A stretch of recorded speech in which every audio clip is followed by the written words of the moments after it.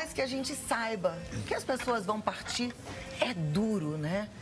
E eu tenho algumas telespectadoras que compartilham esse sentimento aqui comigo e pedem sempre uma orientação. O que a gente pode falar para elas? Veja, Cláudia, e quem está em casa, o luto é um processo que todos precisam, de alguma forma, enfrentar e cada um tem uma forma de encarar o luto. Eu lembro sempre de uma mãe que um dia estava fazendo uma palestra e no fim da palestra ela veio e me disse: "Padre, eu perdi o meu filho de 2 anos e ele era muito especial porque me agradecia a comida com 2 anos, mas um acidente em casa mesmo, ele veio a falecer." E ela disse: "Padre, estou vivendo o meu luto." O que faz com que uma mãe diga isso de uma criança de 2 anos?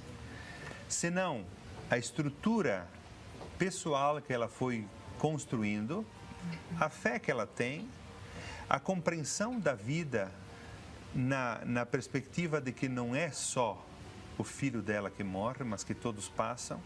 Tem uma outra historinha da Isa Gotami, é uma pequena historinha que diz assim: ela perdeu o filho de 8 anos, e isso doeu tanto que ela pendurou o filho na cintura e ela queria encontrar a semente da imortalidade. Então ela ia numa casa e se manifestava louca por causa da dor da morte. E um sábio disse assim para ela: "Eu tenho um remédio para ti e para o teu filho. Você vai nas casas e você pergunta a semente da imortalidade. Mas sempre, quando eles disserem, eu tenho essa semente, pergunta se eles já foram atingidos pela morte." E ela foi em uma casa e disse: "Vocês têm a semente?" "Nós não temos." Foi numa outra: "Nós temos a semente, mas vocês foram atingidos pela morte?" "Fomos." Depois na outra: "Nós temos a semente, vocês foram atingidos pela morte?" "Fomos." E ela compreendeu que todos foram atingidos pela morte. E isso é uma palavra de cura, e foi uma palavra de cura, e ela foi enterrar o filho. É para dizer o seguinte, que, primeiro, todos nós temos que enfrentar esse luto que é para todos, cada um enfrenta a seu modo, só que também desesperar diante da morte demonstra muita inconsistência interior, porque algumas pessoas desesperam diante da morte. Então a pergunta que elas deveriam fazer é o seguinte: mas por que esta morte está me deixando tão destruído? Por quê? Como eu vivi até hoje? O que eu preciso fazer para encarar diferente também a morte?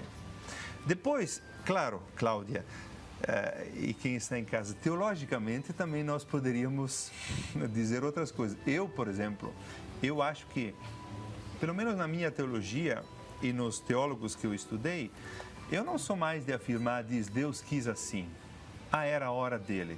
Eu acho um absurdo isso, eu não encontro mais razões teológicas para dizer isso.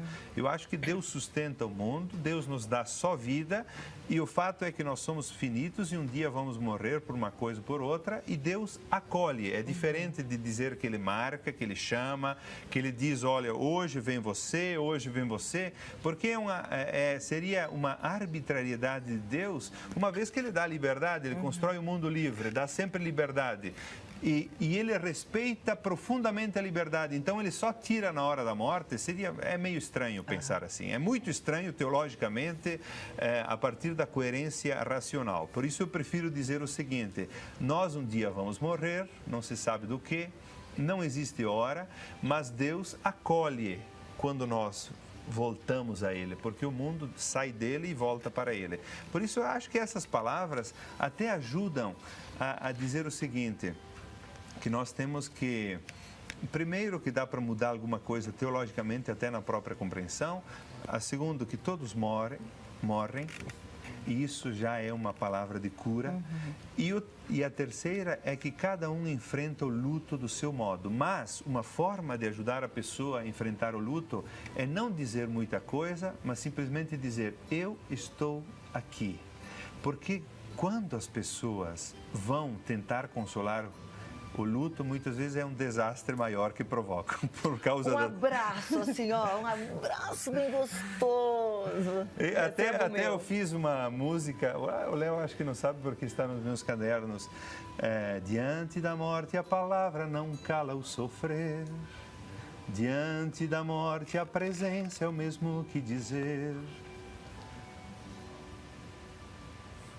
Enfim, a palavra quer dizer o seguinte: não adianta muitas palavras diante da morte, a presença é o melhor remédio. Presença de amigos, presença de gente que diz: olha, você perdeu alguém que você amava, mas você não está sozinho, você não está sozinha.